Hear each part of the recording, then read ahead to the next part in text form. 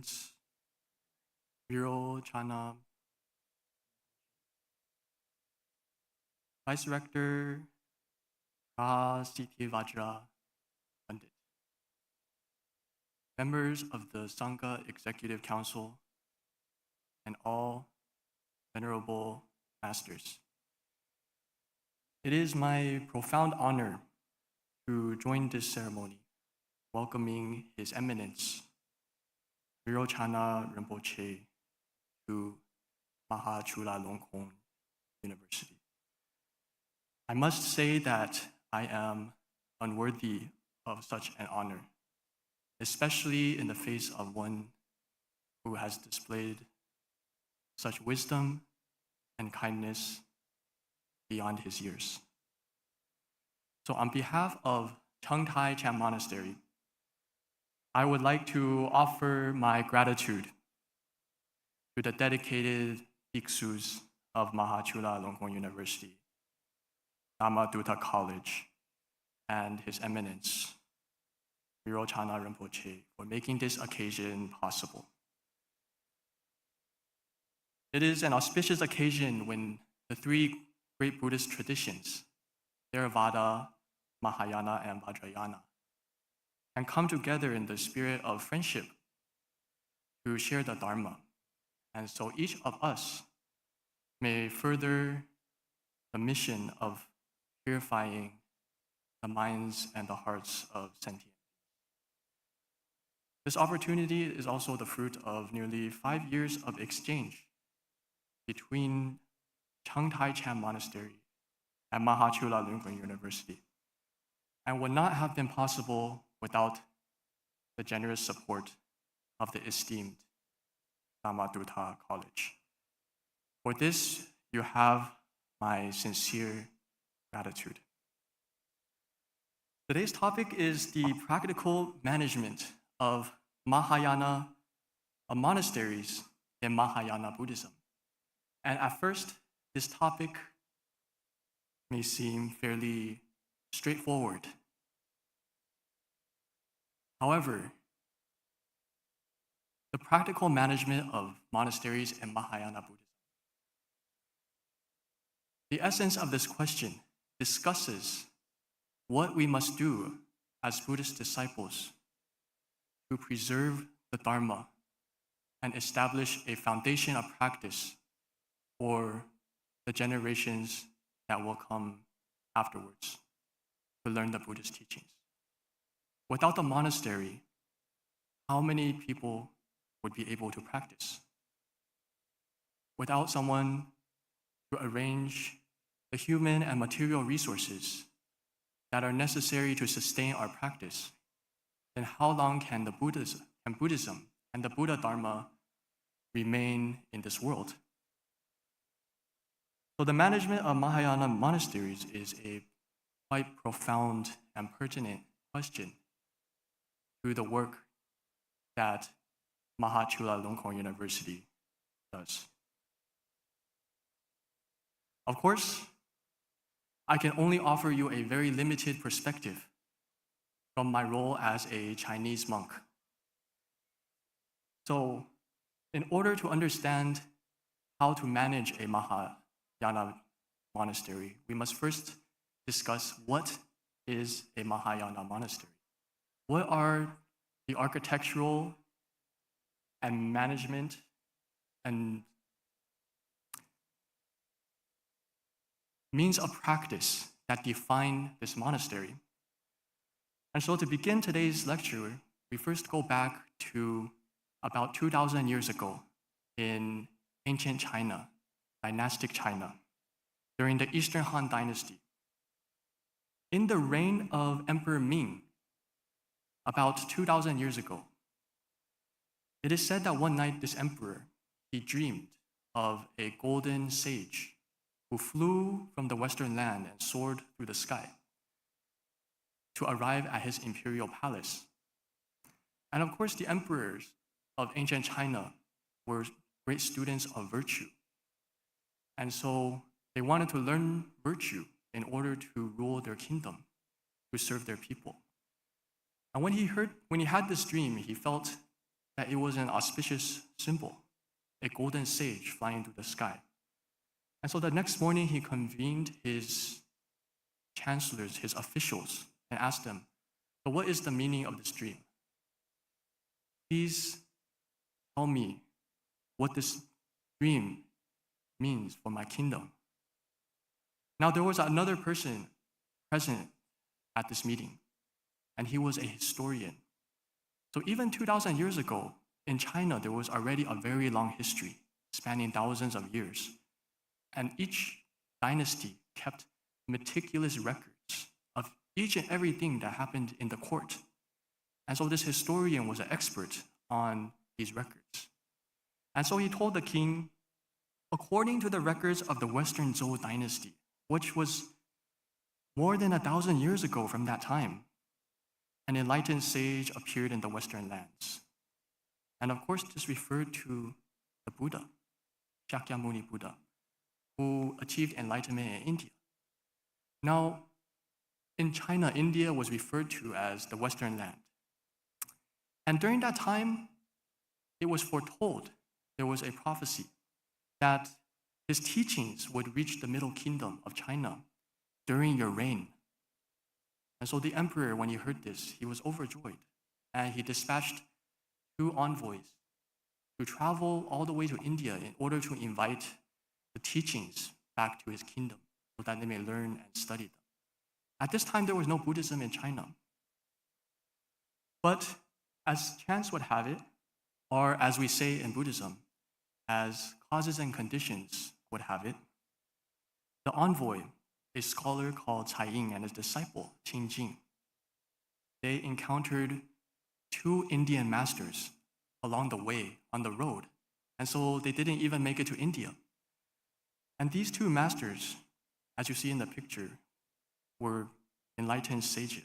One was called Kayaspa Matanga, or in Chinese, Jiashe Moten.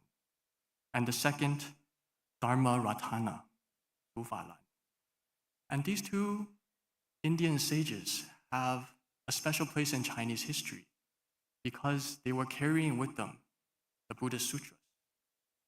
The first sutra came to China on the white horse that these 2 sages brought. And so the envoys from the Eastern Han Dynasty, they completed their mission without even traveling to India. And these 2 Bhikkhus were received as guests of the state. But let me ask you this. In a place with no Buddhism, where would they stay?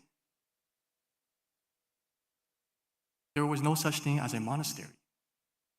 And so the emperor, a wise man, he built a special place according to their needs so that they could practice.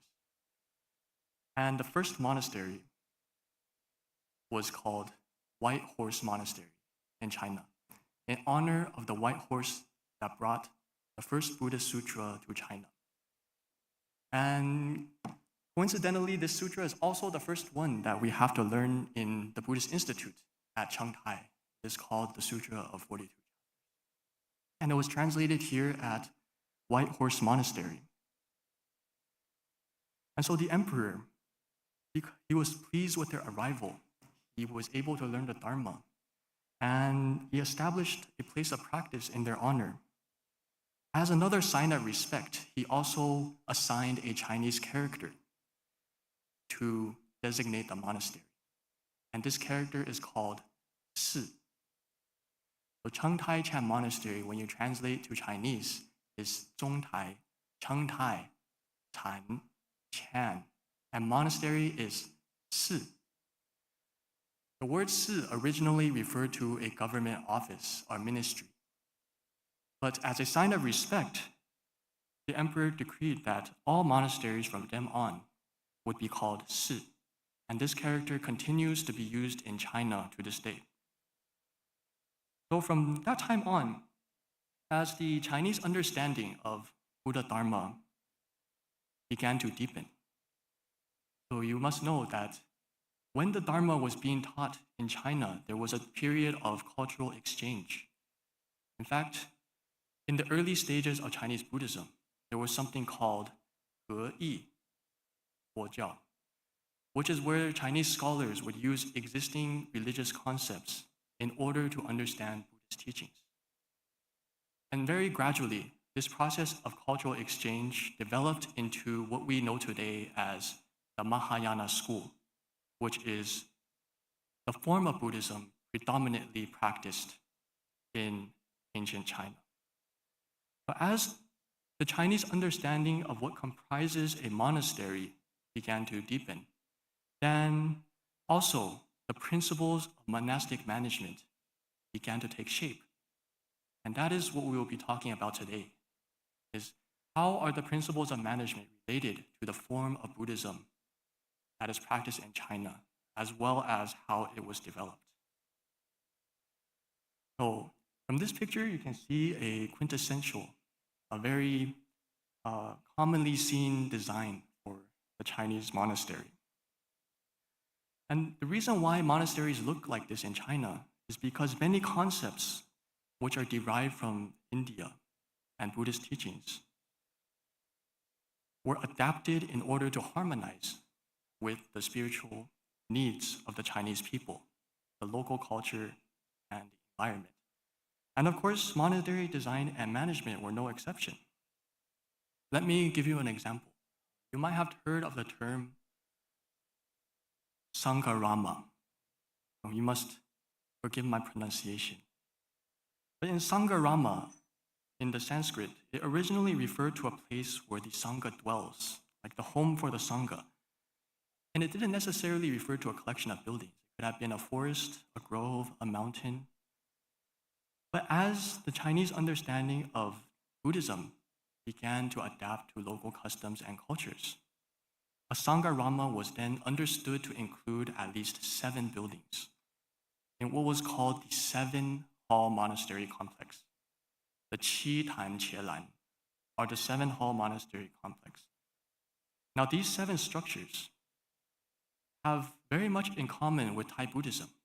For example, every monastery, almost every one, if it is possible, will have a pagoda to store sacred relics, or less commonly, the sutra books.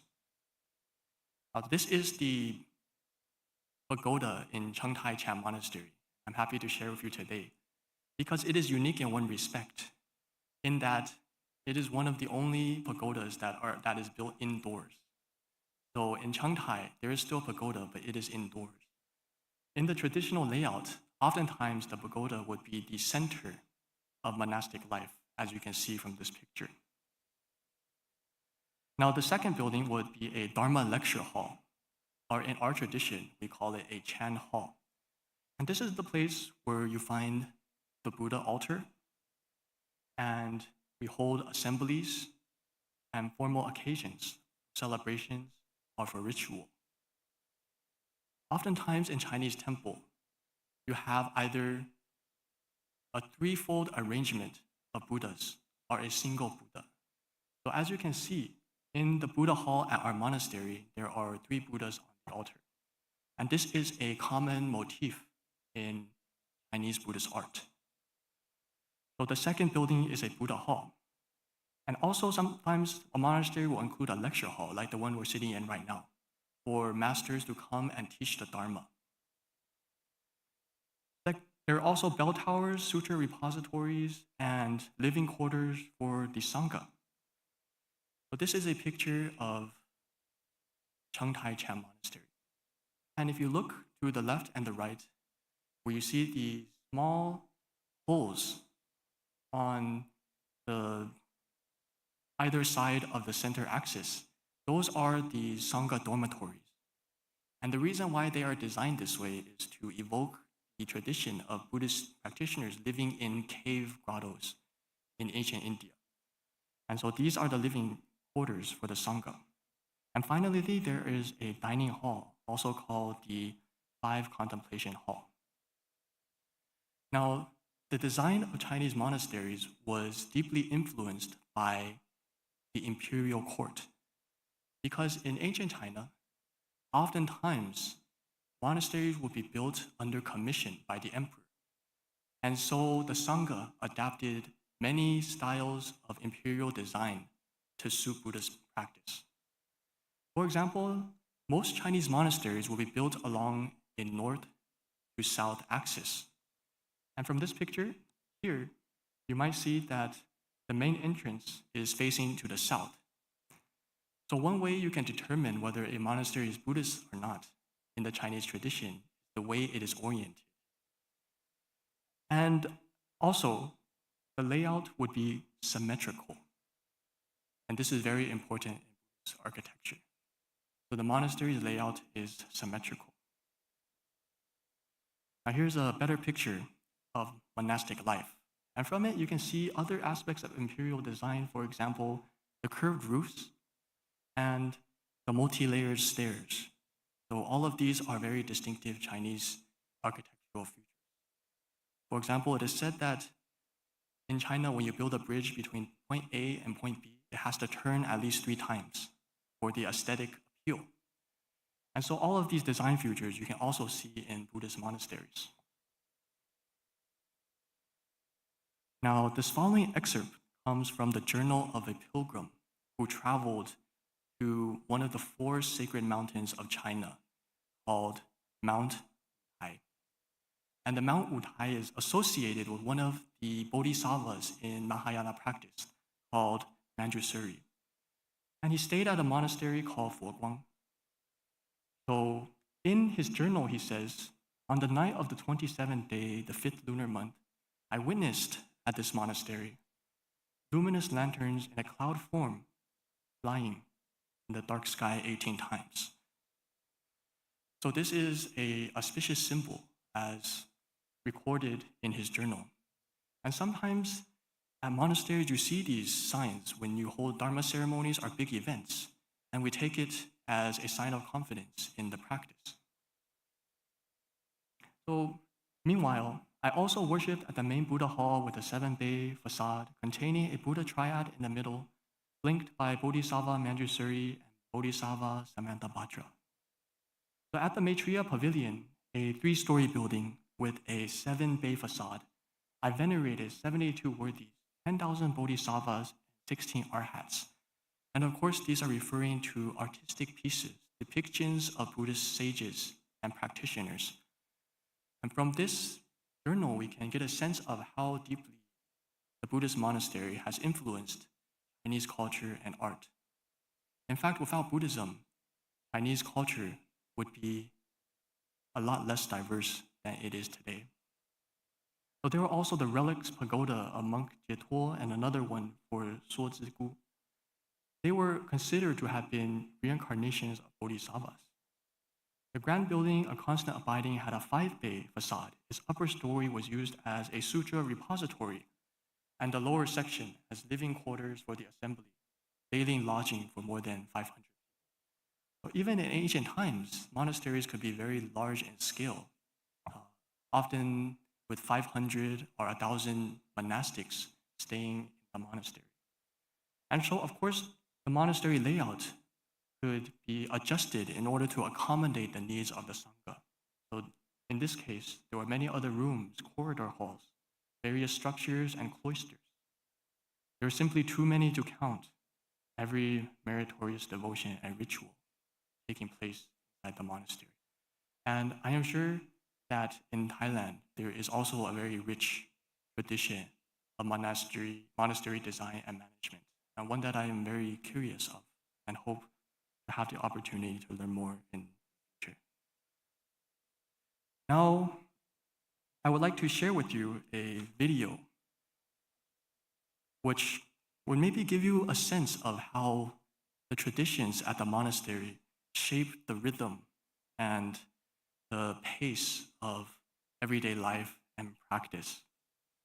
So in Chung Tai Chan Monastery, we have this tradition called morning bell and evening drum. And this is what is shown in the video. So if you don't mind.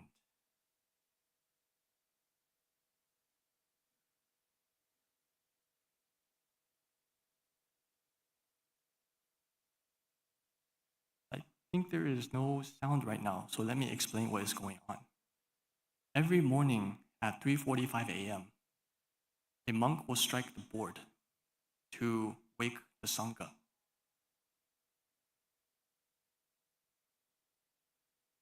And then after the board is struck, then it becomes time to chant to the morning bell.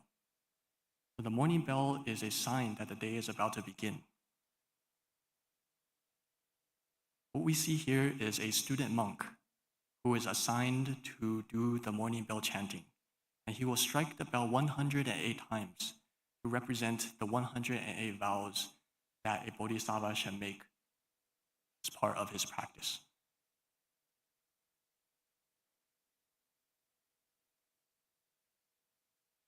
Now he is saying, 将此身心奉承刹, which means, I vow that this body and mind will serve the myriad worlds. 是则名为报佛恩, which translates to, in order to repay the kindness shown to me by the Buddha.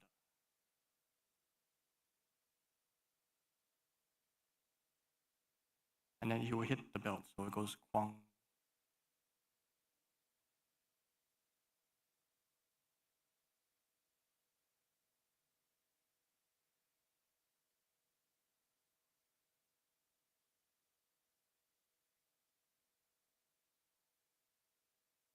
And before the chanting begins, it is customary to make a vow. 愿指终身超法界，铁为幽暗悉皆闻。闻成清净正圆通，一切众生成正觉。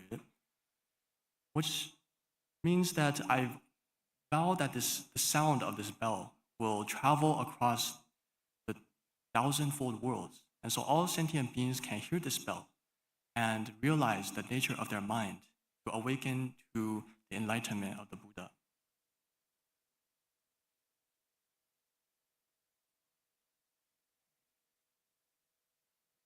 Now, after the bell is finished playing, then a monk will begin hitting the drum. And the drum will lead into morning chanting. So there is this sequence of events that is repeated every morning inside the Mahayana monastery. And of course, as a monastic manager, you would have to train and provide the system for this ritual or this means of practice to be perpetuated so that the next generation can continue and to learn from these practices that have been transmitted over time. Okay, so, and in this example, we talk a little bit about how the Mahayana monastery developed in general, in the general sense in ancient China. But the Chung Chan Monastery belongs to a school called Chan, or Zen. So you might have heard the word Zen from many publications in English, all talk about Zen, but the Chinese pronunciation of Zen is Chan. And Chung Chan Monastery belongs to this tradition. Now, in ancient China, during the dynastic period, Mahayana Buddhism developed into many, many different schools. So there was the consciousness only, the middle treatise, also the Tiantai school. And the Chan school was the last to develop. But it made many innovations and contributions to this idea of monastic management. And that is because Chan is a little bit different from other Mahayana traditions in the sense that it emphasizes meditation as a central means of practice. And so the Chan monastery, as you will see, is structured around this practice of meditation. So when the Chan school began to arise during the Tang dynasty, which was about 1,100 to 1,400 years ago in China, Chinese monastic design and monastery management entered a new stage. So to better understand its impact on Mahayana Buddhism, it is helpful also to consider the historic development of the Chan school. Now, according to the tradition, as it is taught in our monastery, Chan is considered to be the mind-to-mind teaching that was brought to China from from India by the monk Bodhidharma, as you see in the picture. And this was during the northern and southern periods, about 1,600 to 700 years ago, so a very long time ago. And when Bodhidharma arrived in China, he very famously sat in a cave behind Shaolin Monastery for 9 whole years, facing a wall. And during this time, many people came to seek his teachings. They asked, this sage from India, wonder what kind of insight can he offer to the Buddhist tradition here? But he rejected them all. It was until the second patriarch, called Huike, who, according to legend, he stood outside Bodhidharma's cave in the snow all day and night in order to learn from this teacher.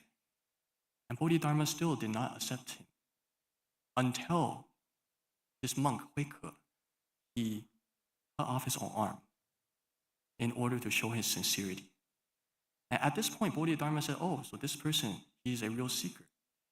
Maybe he can be a vessel for the teaching. And so he transmitted what is known in Chan as the mind seal to Huike, who became the second disciple, or the second patriarch. So the picture on the left, you can see this scene where Huike is asking Bodhidharma to receive the teaching.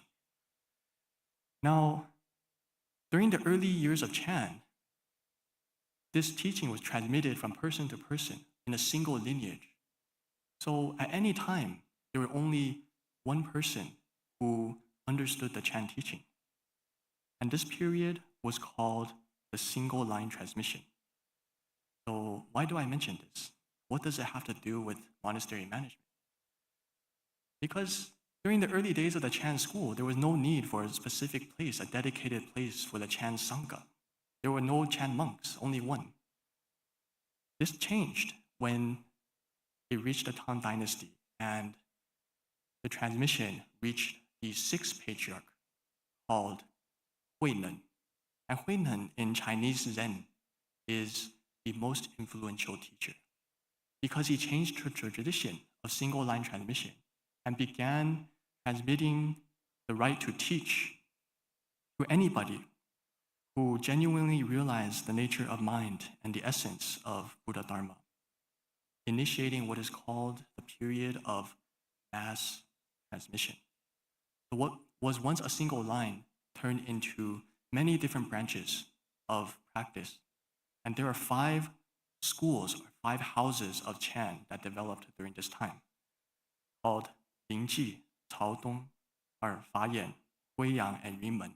And they all centered around an exceptional practitioner who taught his students. But as you can imagine, when Chan monks became more numerous, there was also a need for a dedicated place specific to Chan where they could practice in the way that their teachers taught them. At first, there was no specific Chan monastery, and they stayed in monasteries of the Mahayana sect. So according to this scholar, he said, if a group of Chan monks was large, a separate section of the monastery was allocated to them, but their mode of life was ordered in accordance with the regulations of that sect, which means that because they had no dedicated place, they had to stay in monasteries that belonged to other schools, other traditions, and their practice was ordered in accordance with the rules of that school.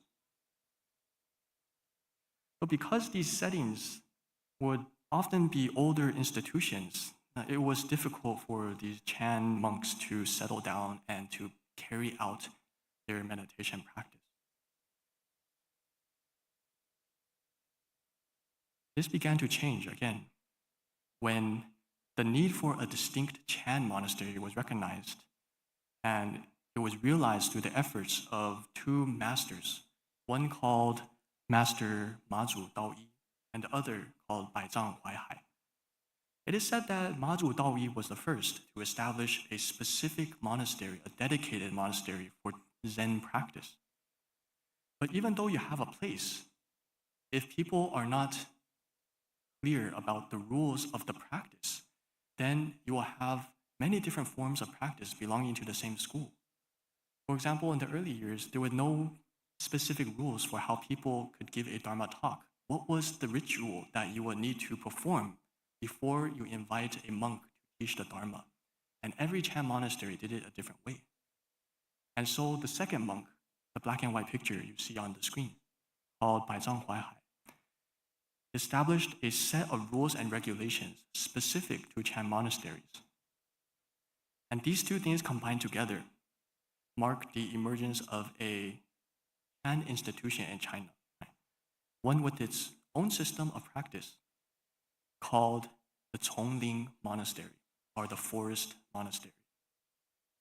Now, some of the innovations or some of the changes that the Chan school made to the traditional monastic design was A, the Chan monastery is organized around the Chan hall, the place of meditation.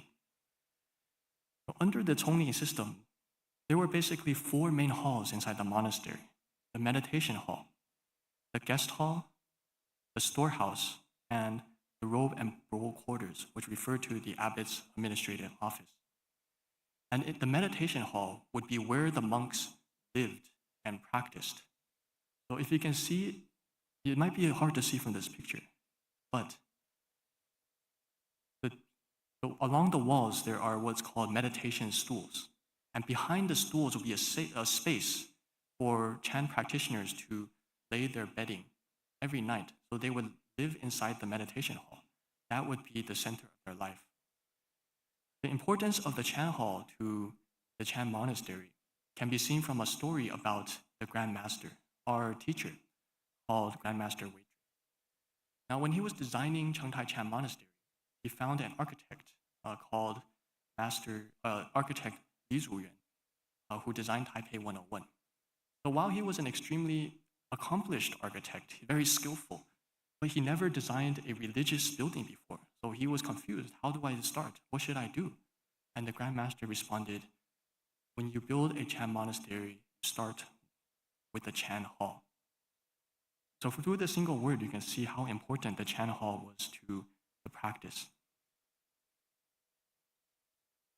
Now, in this picture, you get a better sense of how Chan is practiced in a traditional sense, where the monks practice meditation inside the Chan hall and they sit every day and they live inside the same place. So the rules and regulations will also tell you, like, for example, how to put your shoes when you are sitting inside the hall. The creation of these monastic regulations are based on both Mahayana teachings and Vajrayana traditions. And they formally structure the life of a Chan monastery. Inside the Chengtai vow of practice, it is said to outwardly manifest as an ordained monk, which means to take the Vajrayana precepts, but to inwardly accord with the unsurpassed seal, which means to strive for the enlightenment that is taught in the Chan school. These regulations also define hierarchies, and they clarified responsibilities and standardized ceremonial and communal practices. So in essence, with the development of the Chongling system, you have a format that can be replicated in any Chan monastery, which is why the Chan school began to flourish. And Chan is one of the few remaining Buddhist schools in China. But where there were 10 different schools, but after many, many, many years in history, now there are only 2, and Chan is. So by the Song dynasty, the Chongling system became relatively standardized. Almost every Chan monastery would run by the same rules and regulations, which meant that if you were a monk and you wanted to travel to different places, you would know what to expect. You would belong to the same culture and tradition. But even in modern times, these pure regulations, they still continue to serve as guidelines for Chan monastic management, and they are very influential in how Chengtai will make its administrative decisions. For example, within a monastery, the abbot will serve as the administrative and the spiritual head. And the main living quarters is called the Fangzang Si. Fangzang being a Chinese measurement for how large the building would be. And by extension, the abbot of a monastery came to be known as the Fangzang. So another innovation, This is a picture of how walking meditation is practiced in Chan. So in the morning, there were two great masters who taught about Vipassana meditation, and one of the ways you can meditate is by walking meditation. This is also practiced in Chan, but it is done in the Chan hall again, where you see with the Buddha statue in the center, there's a space around the statue where you can practice walking meditation. Now, the monks you see holding the staff are the proctors, or administrative officers of the meditation hall, and they are in charge of maintaining discipline. So if someone begins to raise wandering thoughts or they slack off in the walking meditation practice, then the proctors will use the staff to remind you, sometimes by giving you a gentle tap on the shoulder.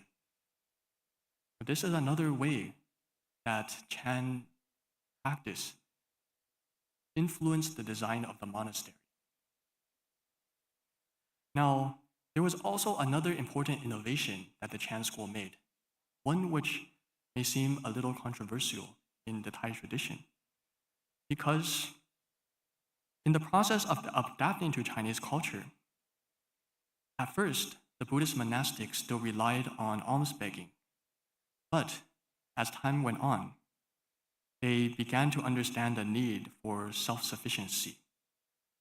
So the practice of agrarian culture was also integrated into this Chan school, which in essence meant that a monastery would manage areas of farmland in order to sustain the needs of the monastery, to further their cultivation.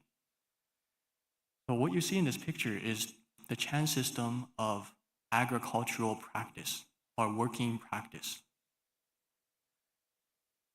This spirit of self-sufficiency also helped Zen or Chan survive different periods of social upheaval and religious persecution in China. So in China, there were 5 major periods of Buddhist persecution. And because the Chan monasteries had a measure of self-sufficiency, they could provide their own food, then they were able to persist through these periods of persecution when the government would force monks to return to the lay life or destroy temples. And so that is another very important reason why Chan is one of the 2 remaining schools of Chinese Buddhism. Also, there was a system of universal labor, which is called Wuqing, which means universal invitation. Let's all come and work for the betterment of the monastery. And in our tradition, we also use the word Chupo, which means to climb a hill, because these monasteries very oftentimes would be located in the mountains. And so when you needed to work, you would have to climb up the side of the mountain. And the act of climbing the mountain eventually began to become known as became used as a name to describe working cultivation. And if you remember the master Baizang Huaihai that we mentioned earlier, he also practiced these principles of working cultivation. There's a very famous story about this monk where when he became old and frail, his disciples still saw him working every day, hard manual labor. And they thought, the master is so tired, he looks so weak. Why does he still every day go out to work in the fields? And so they couldn't handle this. What did they do? They hid his tools. They hid his tools so he couldn't work anymore. And that night, when this master, Baizang, when it came time for him to eat a meal, he refused. He said no. And he said a very famous phrase, which is, "A day without work is a day without food." And from that point onward, no one tried to stop him from working again. The reason why I mention this is because in Chengtai, this practice of working cultivation continues to this day. As you can see from this video, there's a monk playing the drum every morning. So this is part of the morning bell and evening drum.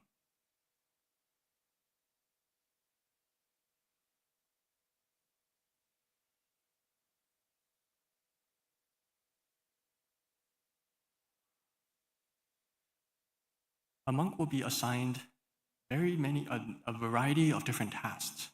And also, the monastery or the monastics will be in charge of leading the lay people to set up different ceremonies. So what you see right now are the monks and the nuns inside the monastery practicing working cultivation. So they work at their assigned job, and every day they just repeat this. But they use the process of working as a way of training the mind and simultaneously to create good connections with sentient beings, to volunteer your time, your effort, your knowledge to help other people. And so to give them an opportunity to come and learn the Dharma at the monastery. So that is the spirit of the system of working cultivation. And as you can see, oftentimes there will be many, many people who attend the ceremony. So without the support of the laity, without this system, it will be very difficult for Chung to hold these ceremonies. And that is why it is so important to this concept of Chan monastic management, even in the present day.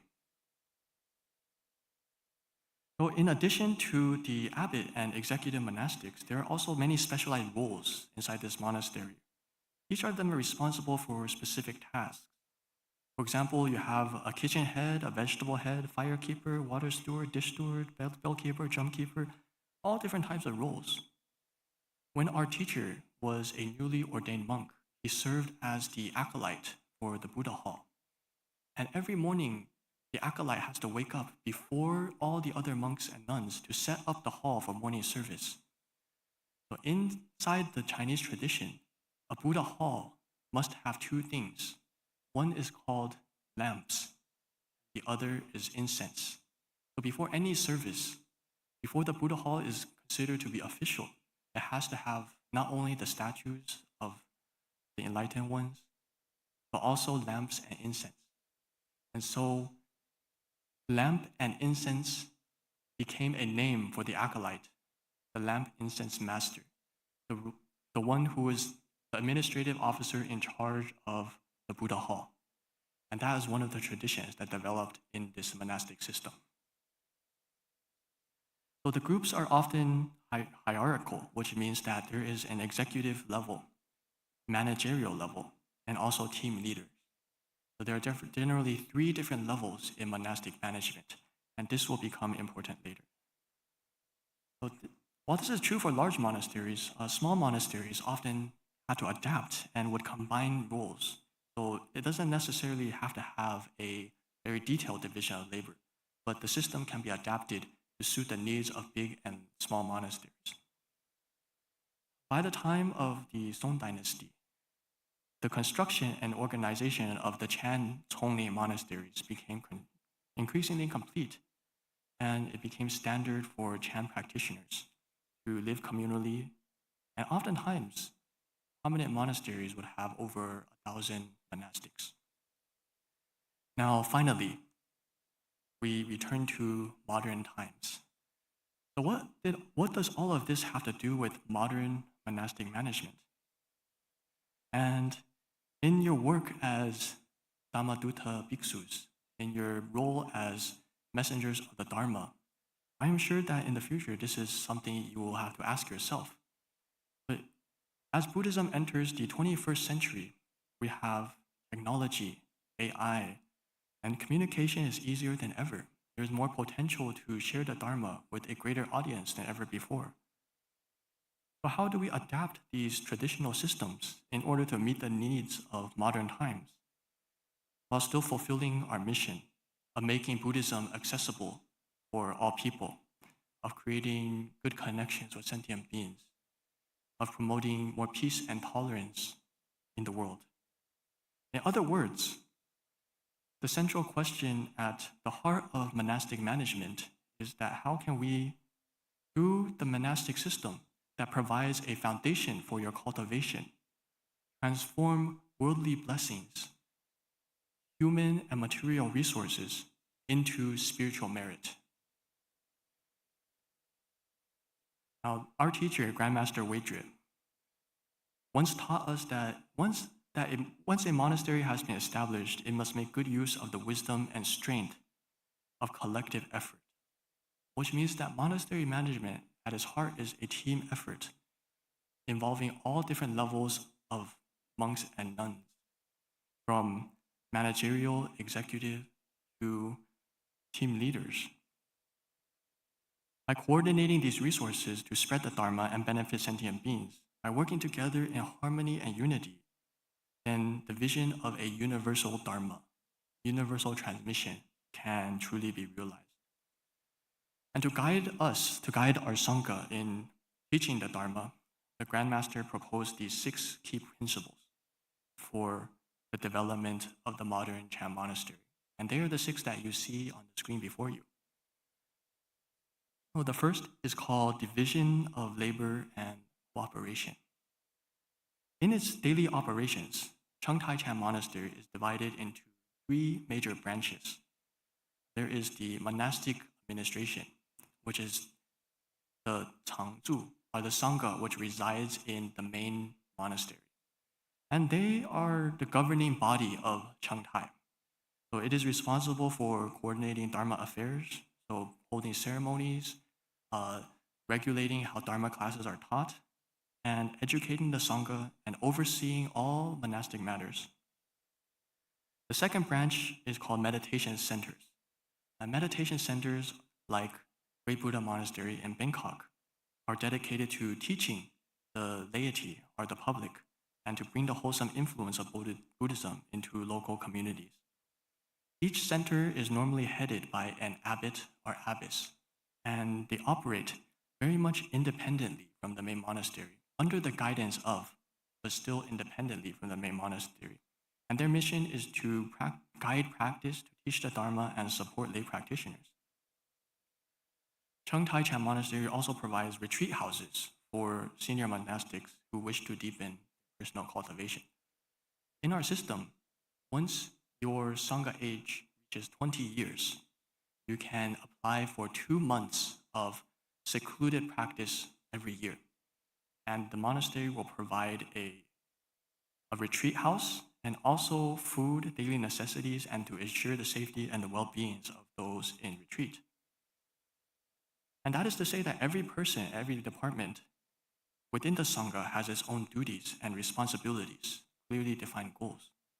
In the meditation center, underneath the abbot, there will also be the director of Dharma affairs, of administrative affairs, and the reception monk.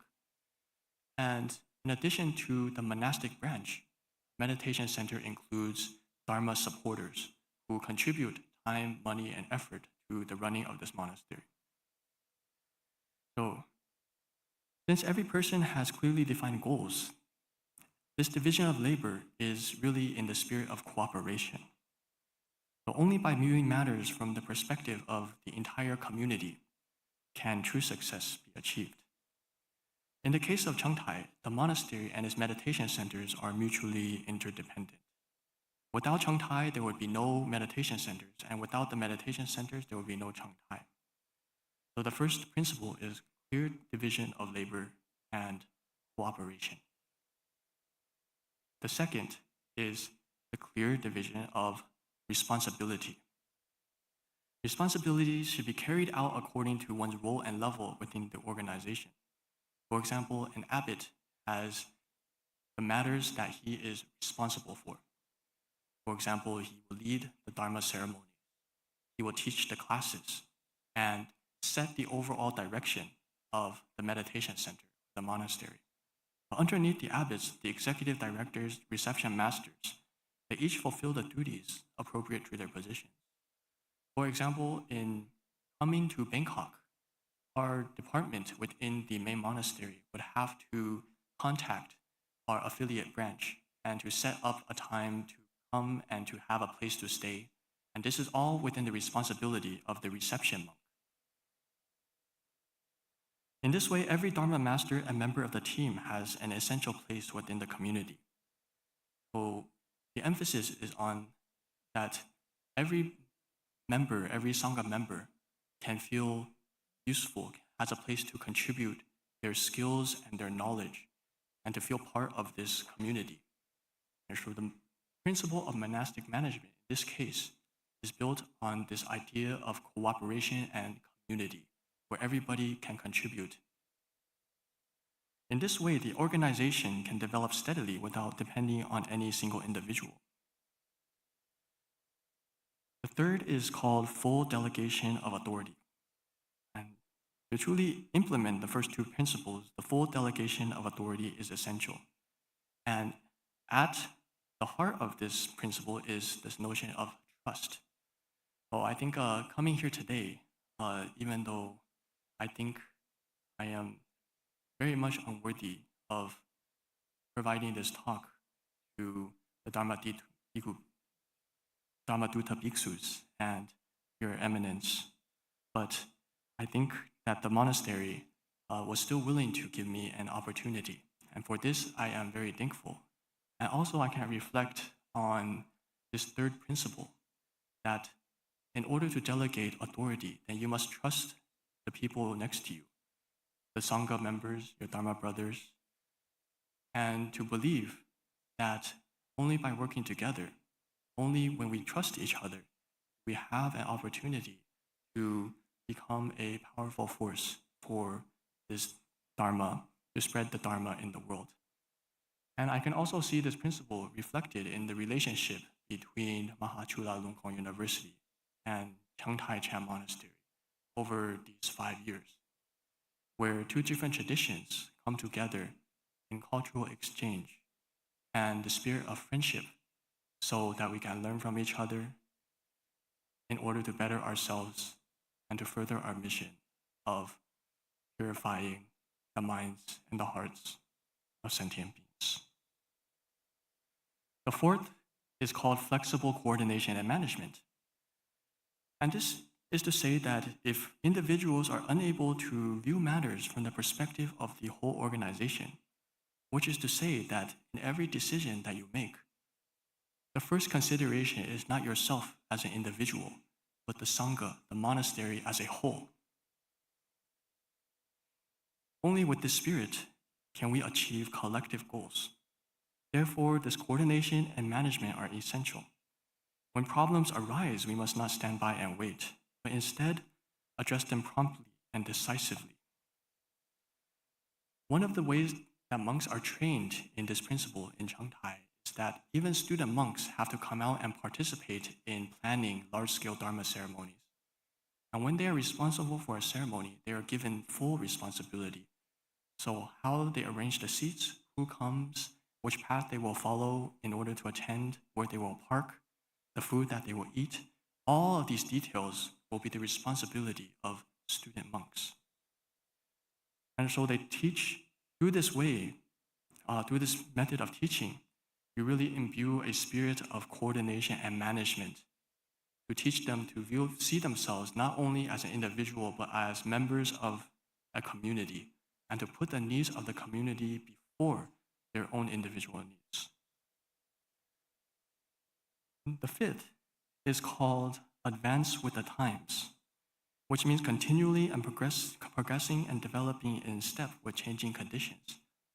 In China, Chan has always been seen as a lively and adaptive school, which means that sometimes the methods may seem unorthodox, but throughout the development of Chan Buddhism, during every stage of Chinese history, the school was able to keep pace and to not be forgotten in history. The reason for this is because of this fifth principle, the willingness to advance with the times.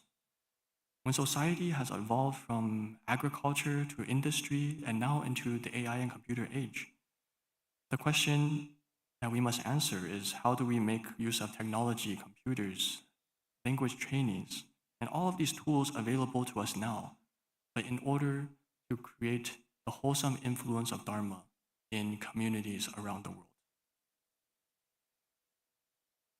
The final principle is called return all dharmas to the source. And this refers to the essential teaching of the Zen or Chan school.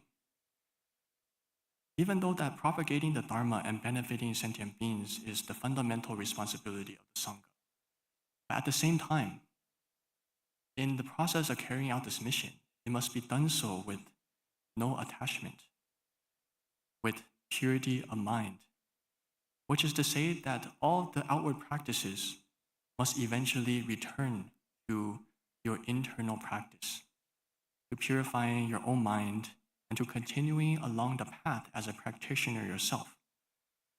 Through these first 5 principles, members of the Sangha can cultivate compassion, merit, patience, and all other virtues in service to the monastery and society at large. But only the individual can practice the 6th principle, to return all dharmas to the source, to abide in non-attachment, in purity, without greed, anger, or ignorance. But through these 5 principles, and finally, by returning all dharmas to the source, we fulfill our fundamental responsibilities as monastics and also embody this bodhisattva vow, which is shared by Mahayana practitioners to benefit sentient beings. In doing so, we learn not only from our ancestors, but also faithfully uphold the teachings of the Buddha and carry the Dharma forward in service to all humanity. I thank you again, members of the Bhutan delegation, Your Eminence Virochana Rinpoche, and all students at Dhammaduta College for giving me this opportunity to share a few thoughts on the Mahayana tradition and Chantai Chan Monastery. I sincerely hope that each and every bhikkhu will become a true vessel of the Dharma, guiding sentient beings for liberation from the cycle of samsara. Thank you.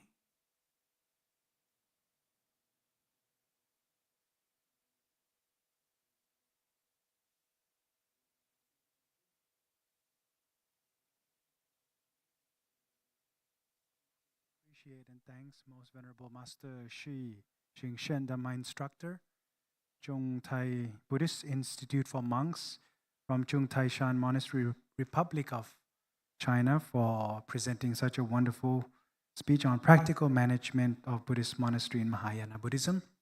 And without further ado, next may I kindly invite His Eminence Virochana Rinpoche to kindly offer or make offering to the Most Venerable Speaker. And in return, I also kindly request Most Venerable Master Xingzhen to offer back with some souvenirs from Chung Shan Monastery.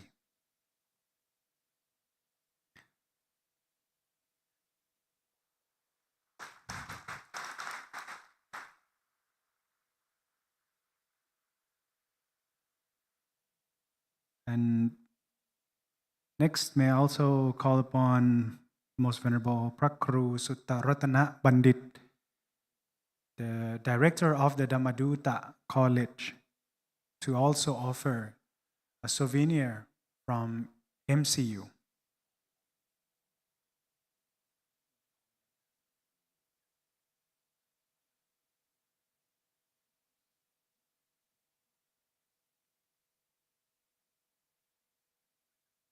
Next, may I call upon Venerable Phra Mahavirat,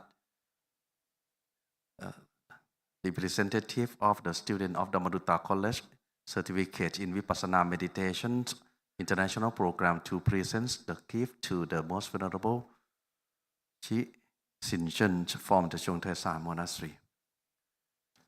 Chung Shan Monastery, together with Mahachulalongkornrajavidyalaya University, have MOU on 29th November in 2023-24, and then we work together for propagate the Buddha teachings many times, and also we join together to visit many countries in Asia, Europe. Especially we visit together in the Sangha of Bhutan last year. So once again, thank you very much, the Venerable Xingzhen from Chung Shan Monastery.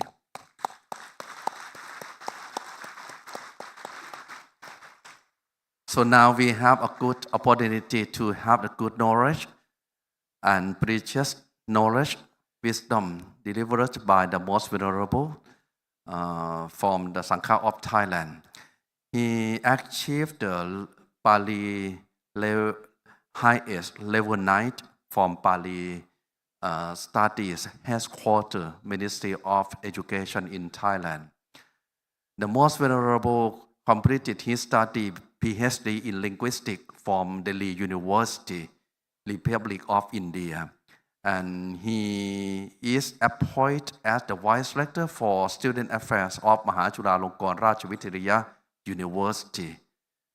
And also he is the Vice President of the Regulatory Office for Overseas Dhammaduta Bhikkhus, and he is the Vice President of the Pali Study Headquarters in Thailand, and he is the Regional Sangha Governor of the 6th Regional Sangha of Thailand. So now may I ask representative of the Venerable Mahasangha, especially His Eminence Virochana Rinpoche, may I humbly and respectfully invite the Most Venerable Phra Dhammavajirodom to share your precious knowledge and wisdom to all venerable monks, the overseas Dhammaduta Bhikkhus, please.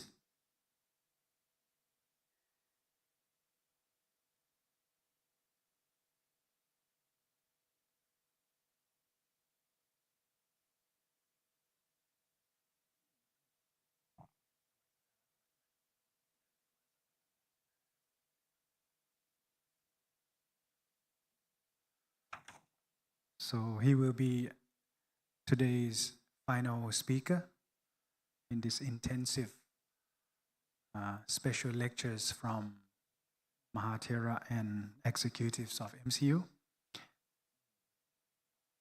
Without further ado, may I kindly invite His Eminence Virochana Rinpoche once again to kindly pay respect to the Most Venerable Phra Dhammavajirodom, Associate Professor Doctor.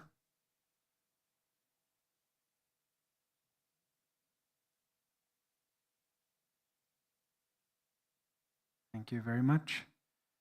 And the Most Venerable Associate Professor Dr. Phra Dhammavajirodom will be delivering his talk to His Eminence Virochana Rinpoche and the Dhammaduta Bhikkhus on the topic Qualifications of Dhammaduta Bhikkhus. So without further ado, I would like to turn over the stage to Most Venerable Sir.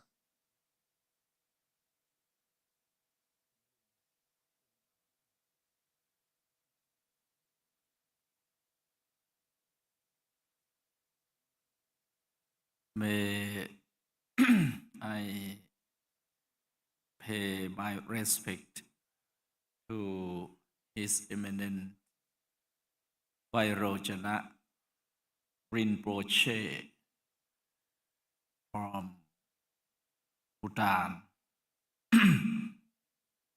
along with the delegations from Bhutan, as well as overseas Dhammaduta or Buddhist missionary who participate in program today.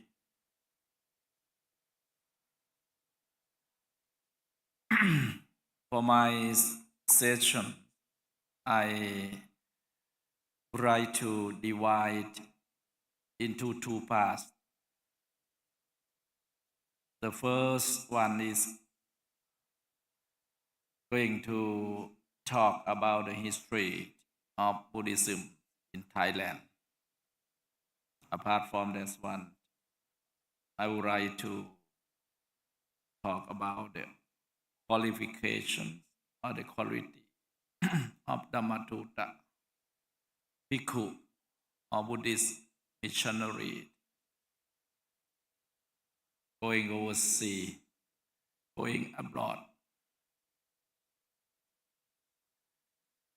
I'm very sorry today I am not quite well. But I try to manage to come, as I know that His Eminence Rinpoche come to Thailand, participating the program of retreat or training of Dhammaduta going abroad. Talking about Bhutanese or Bhutan, it reminds me when I was in India on 1990 up to 99. At that time, we have many friends from Bhutan who came to India to study at Delhi University. As I know, it's more than 50 or 60 Bhutanese came to study at Delhi University. We become close friends with Bhutanese who come from Bhutan. As we know, on the 60th anniversary of our King Rama IX,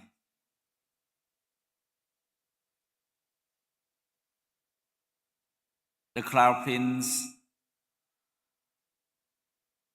or the king at the present time of Bhutan being invited to come to Thailand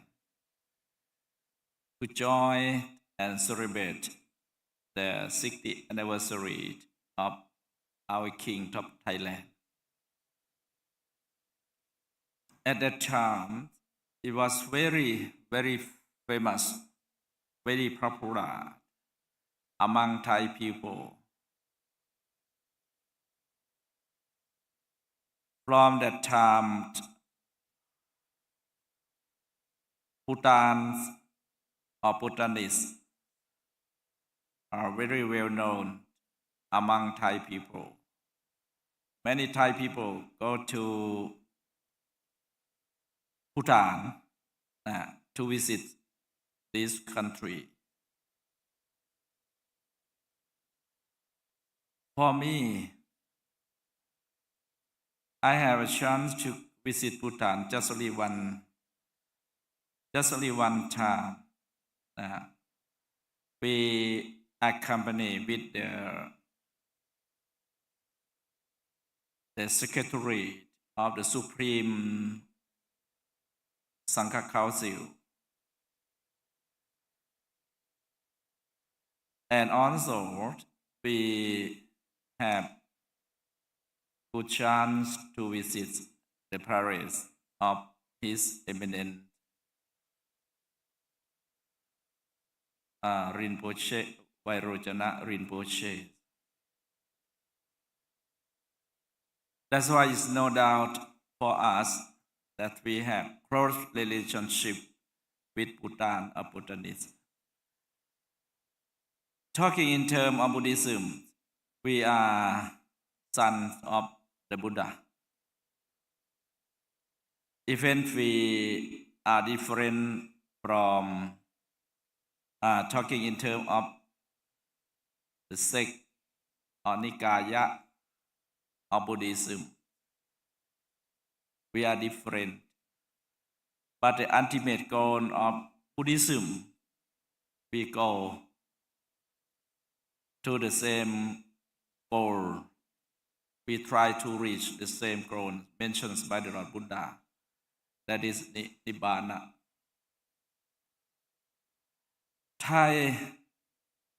Thailand follows the Theravada tradition. As we know, among the country following or applied the Buddhist Theravada traditions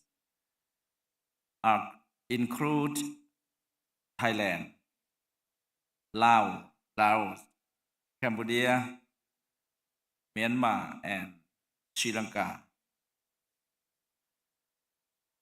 What about Mahayana? We have learned that Mahayana has spread to many countries. They include China, South Korea, Vietnam, and also Japan. Later on, we know that apart from Mahayana, we have one more sect. That is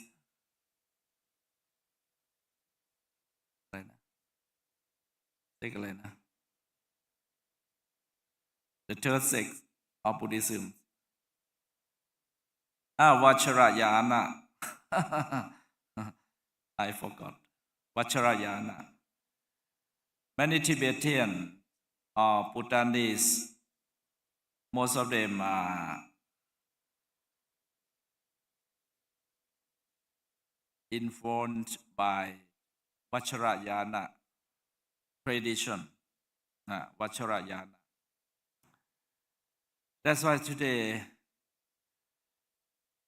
we try to clarify about the sect or the tradition of Buddhism spreading to different countries.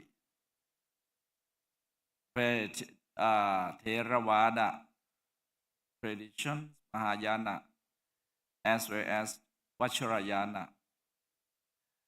I would like to summarize the history of Buddhism spreading into Thailand. First, try to summarize. You may have seen a clear picture. We try to talk about Buddhism spreading into Thailand. That's why I have mentioned that the history of Buddhism in Thailand in this session, in this past. Buddhism entered Thailand in several phases and was connected with the ancient kingdom of Southeast Asia. The history can be summarized as follows. The first period, early period. In this period is what called Dharawati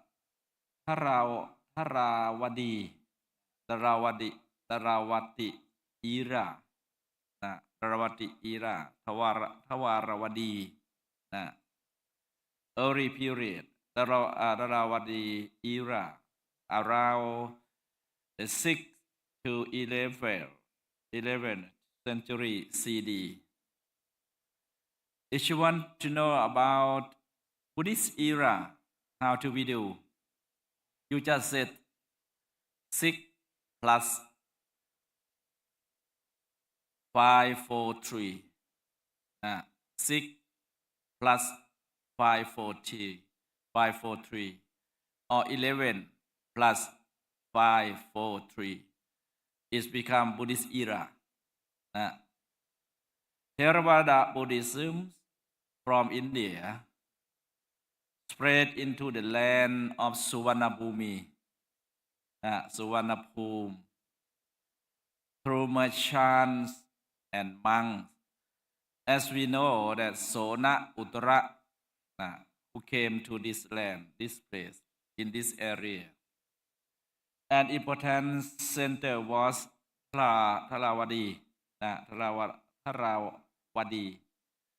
Evidence include Dhammajaka stone field, description, and Tharawadi Dhammavadi style Buddhist image.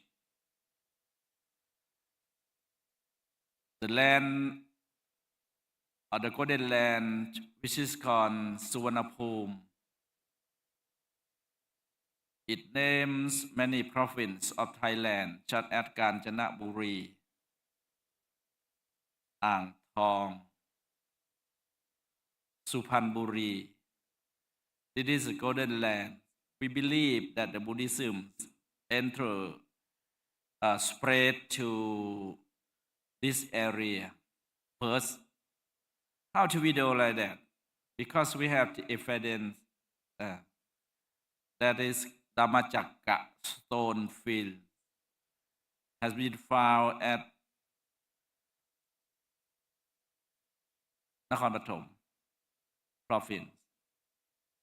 Inscriptions also and Buddhist style Buddha image.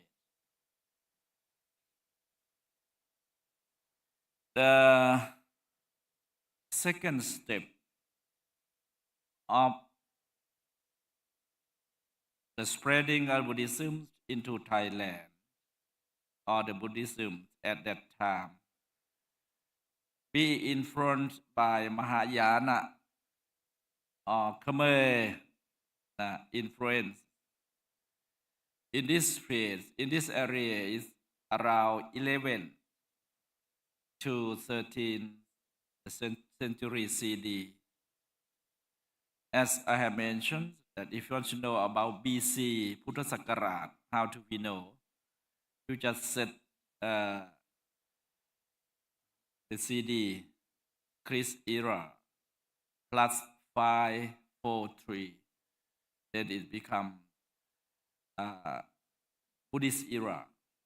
During the dominance of the Khmer Empire over past of present-day Thailand, Mahayana Buddhism and Brahmins Hinduism became influential, especially in the northern part and central regions of Thailand.